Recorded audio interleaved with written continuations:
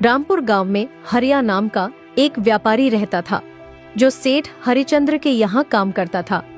हरिया सेठ के खेतों पर मजदूरी करता था और फिर आए फसलों को नाव से दूसरे गांव में बेचा करता था।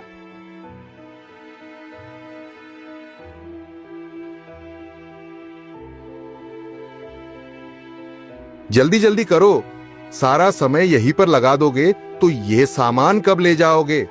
अरे थोड़ा जल्दी जल्दी हाथ चलाओ।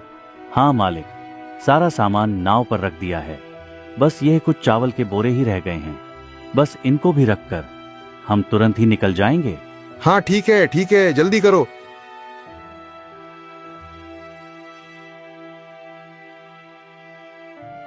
अरे बिरजू कहाँ गया? कहीं दिख नहीं रहा है। वो मालिक बिरजू इस ठंड में अचानक बेहोश होकर गिर पड़ा था, इसलिए हम उसे घर छोड़ आए। अरे तो तुमने मुझे क्यों नहीं बताया? घर क्यों भेज दिया? मालिक मैं हूँ कि तुम? बताओ जरा। आप मालिक? तो तुमने किससे पूछकर उसे घर भेज दिया?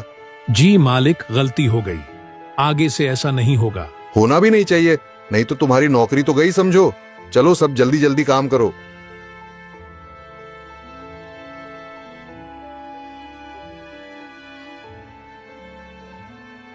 हरिया भाई, आज तो बहुत ठंड लग रही है।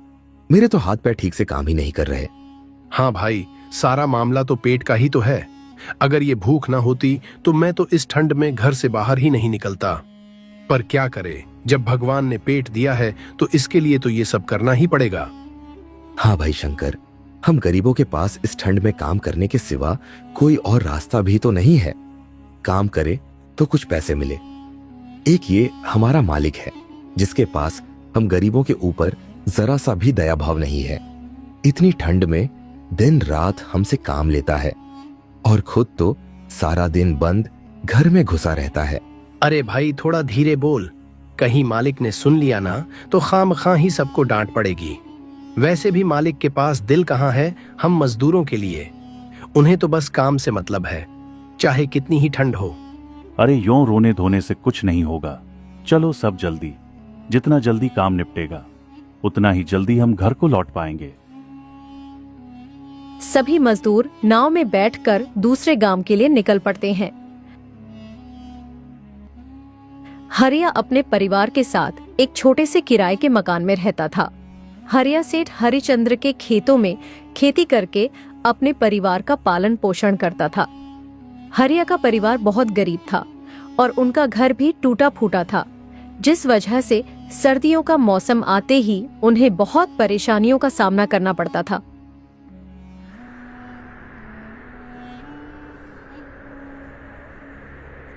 माँ पिताजी को बोलो ना वह छत की मरम्मत करवा ले और खिड़कियों को भी ठीक करवा दे। सर्दी का मौसम शुरू हो गया है। रात को जब खिड़की में से हवा आती है ना तो बहुत सर्दी लगती है।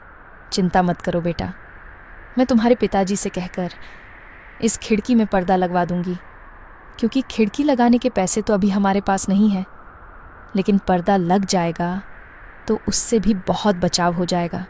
लेकिन माँ, पिछली बार जब हमने खिड़की पर पर्दा लगाया था तो तेज ठंडी हवा के कारण वह पर्दा उड़ गया था। मुझे नहीं लगता कि पर्दा लगाने का कोई भी फायदा होगा। एक बार कोशिश करके तो देख ही सकते हैं ना बेटा।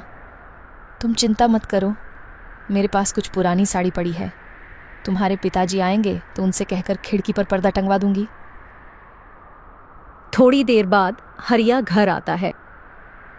जरा सुनिए, इस खिड़की से बहुत ठंडी हवा आती है। ये लीजिए, आप इस पर पर्दा लगा दीजिए। ठीक है, अभी लगा देता हूँ, लेकिन मुझे नहीं लगता कि इससे कोई भी फर्क पड़ेगा। इधर तेज हवा चली तो पहले की तरह ये फट जाएगा। हरिया खिड़की पर पर्दा टांग देता है। यह देखो गुड्डू, तुम्हारा पर्दा लग गया।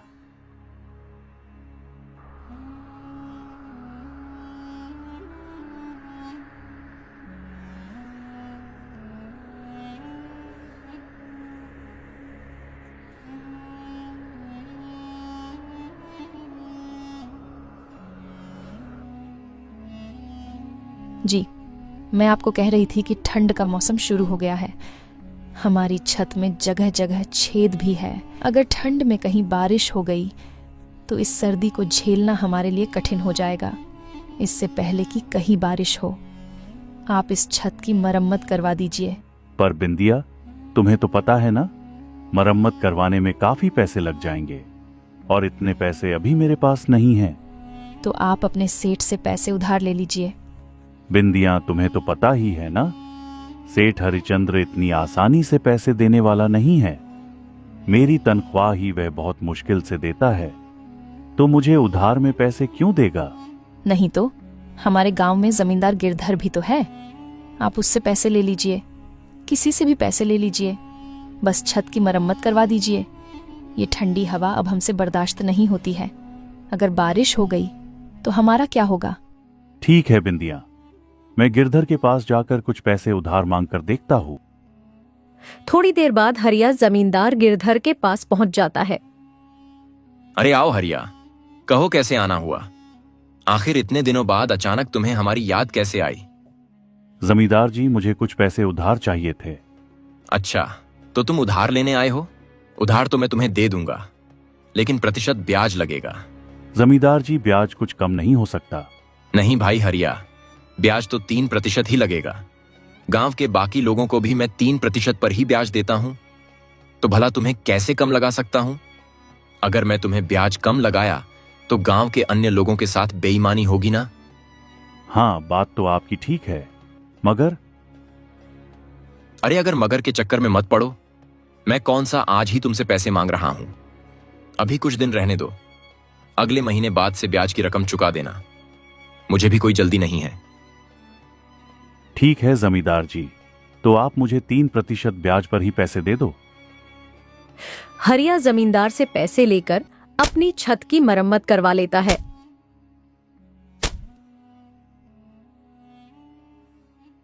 देखो बिंदिया, अब तो छत की मरम्मत भी हो गई है और खिड़कियां भी ठीक हो गई हैं। अब घर में ठंडी हवा भी नहीं आ रही है।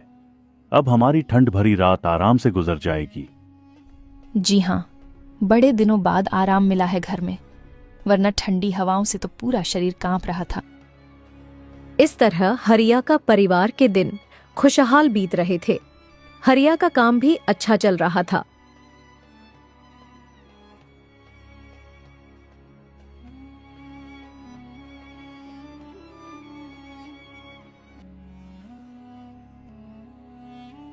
कहिए मुंशी जी, क्या चल रहा है?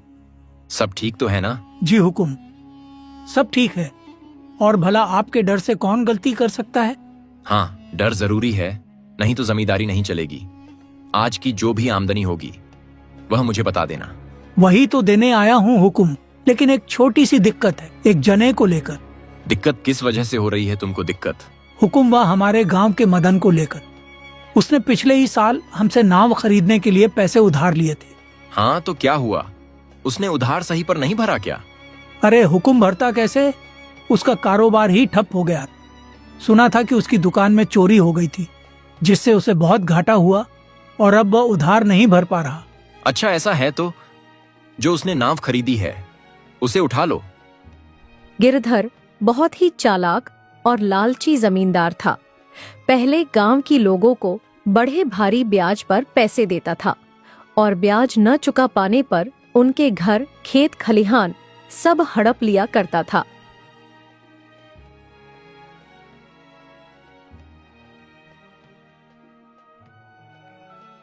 यह पैसा रखो, जमींदार के आदमी आएंगे तो उन्हें यह पैसे दे देना। और कब तक देना होगा जी? गुड्डू अब बड़ा हो रहा है, उसकी पढ़ाई के लिए भी तो कुछ जमा करना होगा ना। और ज्यादा दिन नहीं, लगभग सब चुकता हो ही गया है। बस भगवान की कृपा से इसी तरह काम चलता रहा ना, तो अगले आने वाले 3 महीनों में हमारा सारा कर्जा चुकता हो जाएगा। भगवान करे ऐसा ही हो। गुड्डू कहाँ है? वह पढ़ रहा है। उसका अच्छे से ख्याल रखना, आखिर वही हमारे लिए सब कुछ है। चलो, मैं अब निकलता हूं, नहीं तो काम में देरी हो जाएगी। अच्छे से जाइएगा।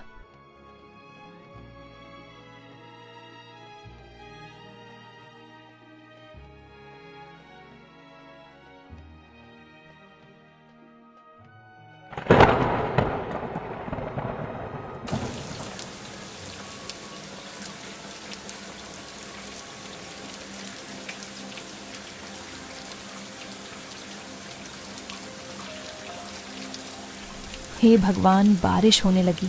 न जाने तुम्हारे पिताजी कहाँ रह गए। भगवान करे सब ठीक हो। माँ क्या हुआ? कुछ नहीं बेटा, तुम अंदर चलो, मैं अभी आती हूँ। भगवान उनकी रक्षा करना, इतनी बारिश हो रही है, बस वो सुरक्षित घर आ जाए। अरे थोड़ा सा खा लो ना बेटा, नहीं तो ये खाना बर्बाद हो जाएगा ना बेटा। माँ मुझे भूख नहीं लगी है। रात बहुत बड़ी है बेटा, अगर अभी नहीं खाओगे तो रात में भूख लग जाएगी। माँ आप कब खाएंगी? बस आपके पापा आ जाए तब हम एक साथ खा लेंगे। तुम खाकर सो जाओ। लगता है तुम्हारे पापा आ गए, मैं दरवाजा खोल कर आती हूँ। जी आप कौन? क्या यह हरिया का घर है? हाँ कहिए।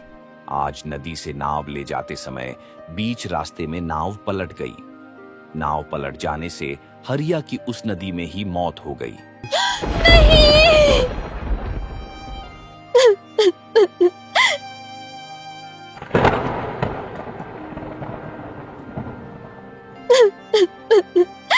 इसके बाद बिंदिया अपने जीवन में अकेली पड़ जाती है।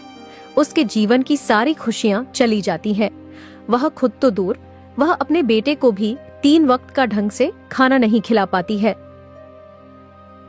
ऊपर से जमींदार के पैसे न लौटाने पर उसको खूब खरी खोटी सुननी पड़ती है। वह दिन के आधे समय में सिर्फ रोती रहती थी। उसे जीने की कोई इच्छा न थी, इसलिए वह खुद को मारना चाहती थी। लेकिन यह सब सोचते ही उसे अपने बेटे की याद आ जाती थी। अगर मैं भी चली गई तो मेरे बच्चे को कौन देखेगा? नहीं, मैं कमजोर नहीं पड़ सकती। मुझे जीना होगा अपने बेटे के लिए। हम दोनों माँ बेटे को जीना ही पड़ेगा। लेकिन कुछ भी करूं, कुछ पैसे तो चाहिए ही। वह मैं कहां से लाऊंगी? जमींदार बाबू को तो वैसे ही पैसे देने हैं। अगर उनसे मांगूंगी तो क्या वह देंगे? जो भी हो, एक बार बोलकर देखती हूं, हो सके दे दे।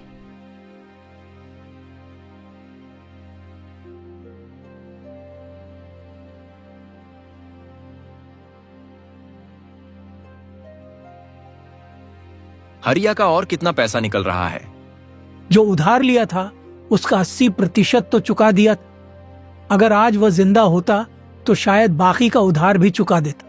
लेकिन उसके मरने से मेरा पैसा नहीं मिलेगा। वैसे भी बहुत समय हो गया है। अगर जरूरत पड़ी तो अब उसका घर बेचकर पैसे लेना होगा।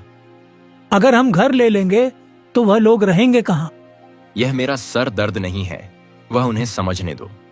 मैंने जो कहा है वह जाकर करो। जी आप दोनों कैसी बातें कर रहे हैं? बेचारी विधवा कहां से भरेगी अब आपका ब्याज? और अब आप उसका घर लेने की भी बात कर रहे हैं। इतनी ठंड में वह बेचारी अपने बच्चे के साथ कहां जाएगी? कम से कम उन दोनों के बारे में तो सोचो।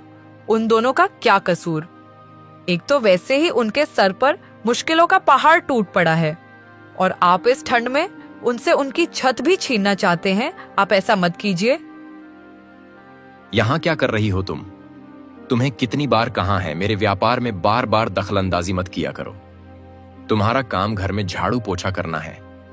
जाओ और अपना काम करो। माफी हुजूर, लेकिन ठकुराइन जी बात तो सही कह रही है। इतनी ठंड में वह बेचारे कहां जाएं?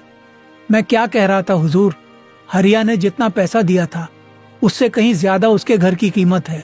इसलिए आप वह उनका घर ले लीजिए और उन्हें नदी किनारे वाला आपका जो पुराना घर है ना, वह उनको दे दीजिए और थोड़े बहुत पैसे भी दे देना। वैसे भी वह घर कब से वीरान पड़ा हुआ है, क्या पता कब नदी में बह जाए, और इसके लिए आपको कोई दोस्त भी नहीं दे सकेगा। वैसे भी अगर इतनी ठंड में आप उनको घर से बाहर निकलेंगे और यह बात गांव में फैलेगी तो आपकी बहुत बदनामी होगी। लोग आपको बेरहम समझेंगे। बात तो तुम पते की कर रहे हो मुंशी। ठीक है, जैसा तुमने कहा है वैसा ही करो।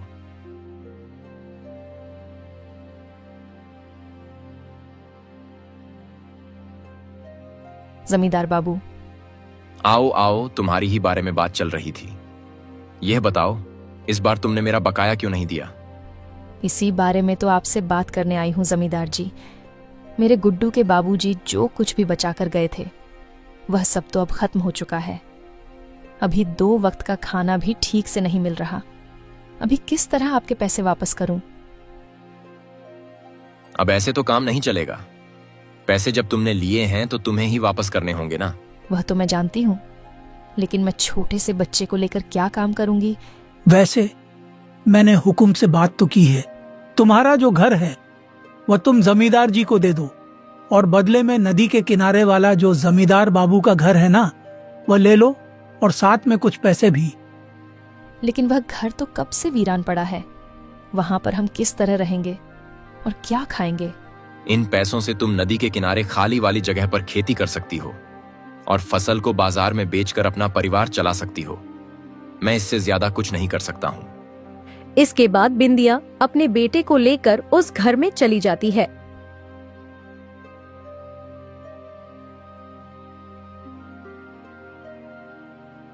जितना हो सके उसने घर के बगल की सफाई की। इसके बाद उसने उस खाली जगह पर खेती करना शुरू कर दिया। इसके बाद वह बाजार में फसलों को बेचकर अपना घर चलाने लगी।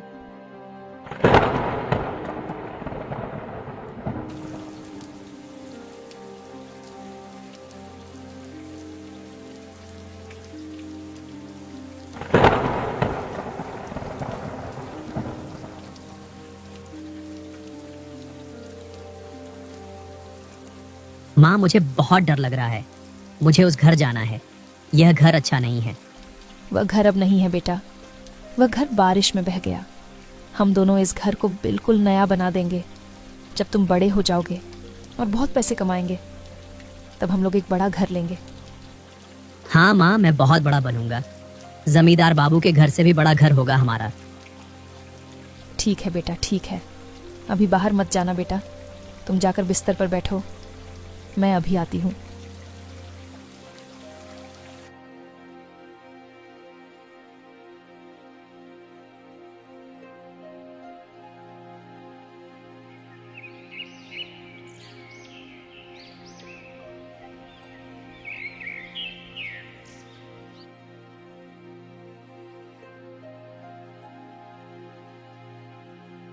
बिंदिया सुबह देखती है कि छत पर से पानी गिरने के कारण जमीन के नीचे गड्ढा बन गया है। भला यह क्या हुआ? इतना बड़ा गड्ढा कैसे हो गया? तभी बिंदिया की नजर उस गड्ढे के किनारे एक चमकती चीज पर जाती है। गड्ढे के अंदर अब यह क्या है जो चमक रहा है? थोड़ा मिट्टी हटाकर देखती हूँ। बिंदिया उस मिट्टी को हाथों से हटाती है। अरे, ये तो सोने के सिक्के हैं। सोने के सिक्के से भरा मटका। इन सिक्कों के बारे में अगर जमींदार बाबू को पता चल गया तो वह तो सब लेकर चले जाएंगे। आज ही मुझे यह सब लेकर यहां से चले जाना होगा। इसके बाद बिंदिया सिक्कों को अपने झोले में रखकर अपने बेटे को साथ लेकर उस गांव से हमेशा हमेशा के लिए चली जाती है। फिर किसी और गांव में जाकर घर खरीद कर रहने लगती है।